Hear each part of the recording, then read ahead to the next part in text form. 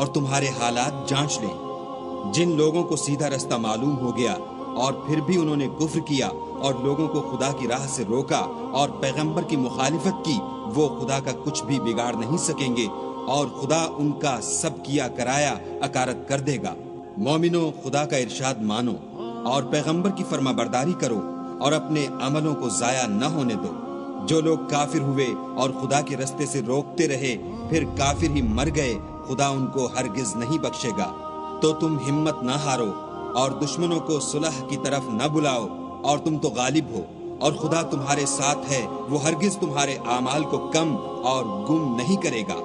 دنیا کی زندگی تو محض کھیل اور تماشا ہے، اور اگر تم ایمان لاؤ گے اور پرہیزگاری کرو گے تو وہ تم کو تمہارا اجر دے گا اور تم سے تمہارا مال طلب نہیں کرے گا۔